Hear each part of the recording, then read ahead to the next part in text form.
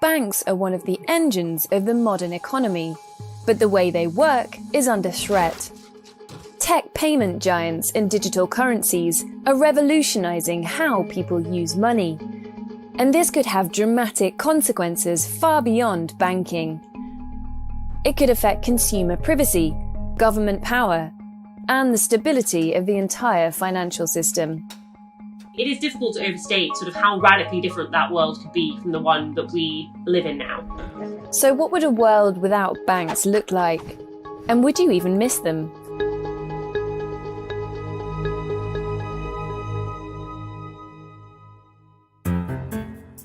The fundamental principles of banking have been the same for centuries, and revolve around the greatest magic trick of all: how to create money. It's called fractional reserve banking. Here's how it started. Hundreds of years ago, banks stored gold for investors. But they realized it was unlikely everyone would claim their gold back at the same time. So they began to loan some of these gold deposits out to other people. This made money for the bank through interest and helped power the economy by allowing idle deposits to fuel new business and trade. As time went on, the banks started issuing banknotes, or IOUs, rather than physically giving out gold. And these IOUs started being traded in the economy.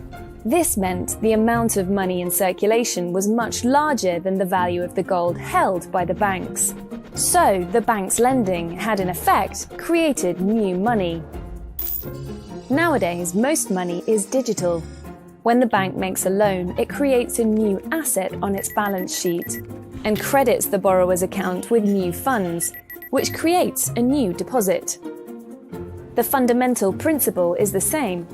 Every time the bank makes a new loan, it creates new money.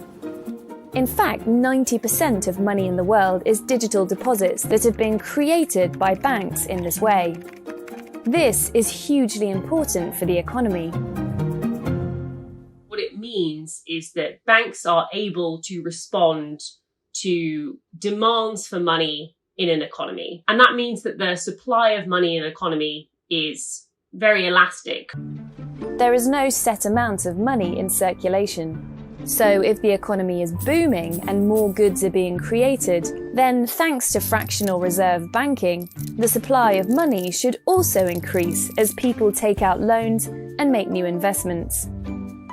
The ease with which commercial banks can create money is largely controlled by central banks, like the Federal Reserve, which set interest rates.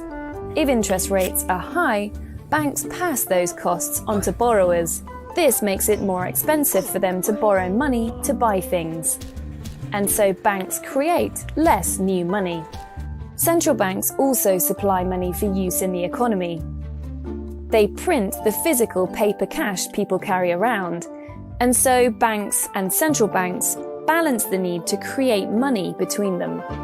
That sort of balance means that, money can grow easily with demand, but also that the central bank has sort of direct presence in payments and transactions. But this delicate balance is under threat, thanks to a revolution in the way people use money. For a start, an increasing number of businesses no longer rely on banks for loans. This is because businesses historically used to create concrete assets, like machinery, against which banks were happy to lend. They could always claim the assets if the borrower stopped repaying. You know you're reliable. I'm glad you think so. But intangible assets, like software, can't be easily posted as security for a bank loan. The world has shifted in a way that does make it hard for banks to fund the sort of most innovative parts of the economy. If you want to get funding as a Silicon Valley startup, in general, you'll need to go to people who are equity investors. So they take a slice of your business in return for some money. And it's not just innovative startups that are turning elsewhere for funding. Since the 1950s, the share of bank loans as a percentage of GDP has been relatively stable. At the same time, non-bank loans and securities have risen sharply. This means the role banks play in financing important businesses is receding.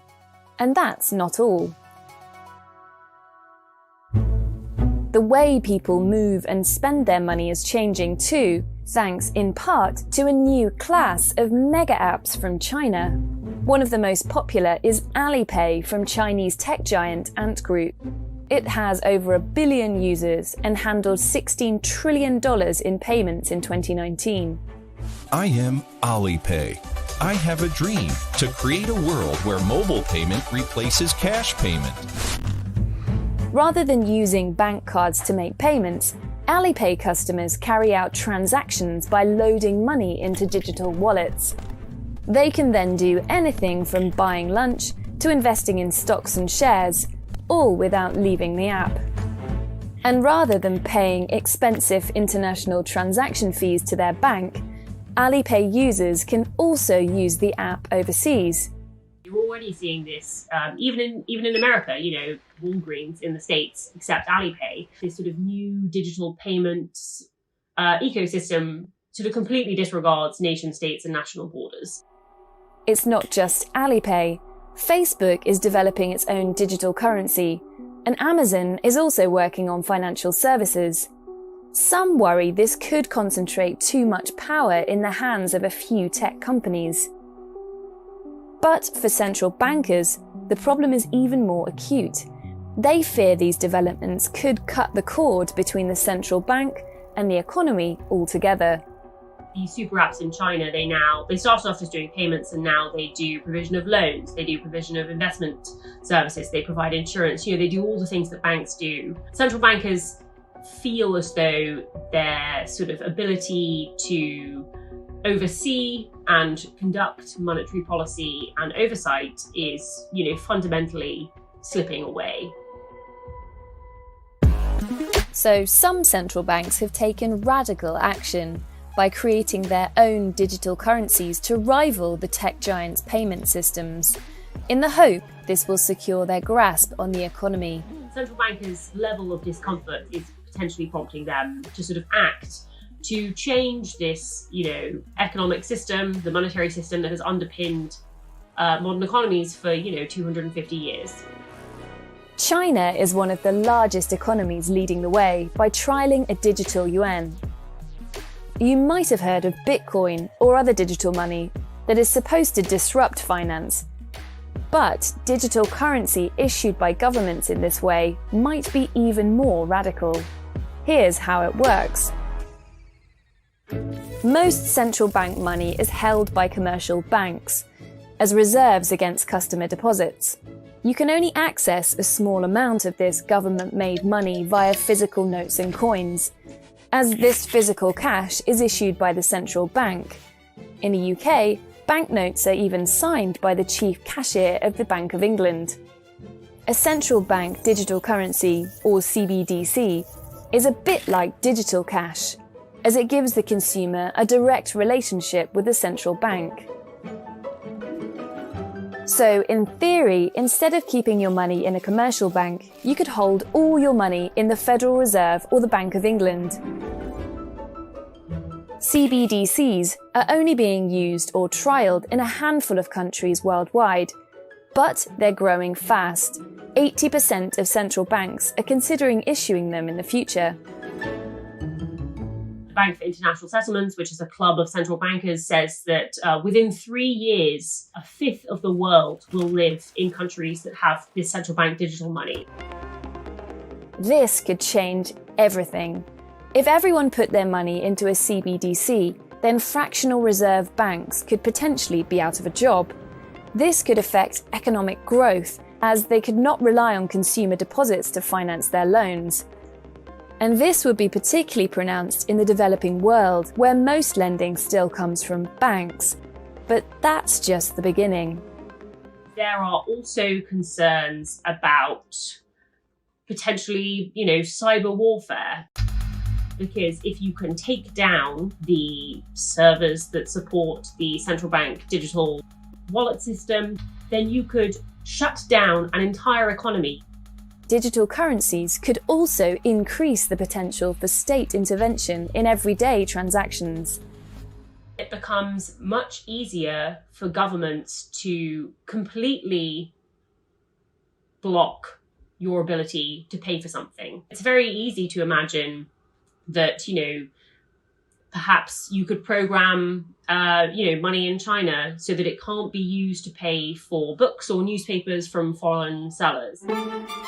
Supporters of CBDCs claim they could lead to a world where more people have access to financial services, and it's cheaper and easier to move money across borders. But innovations like this could also disrupt the financial equilibrium and give governments far greater control over their citizens' money and lives. So, although it's possible for the first time in modern history to imagine a world without banks, you might just find you'd miss them if they were gone.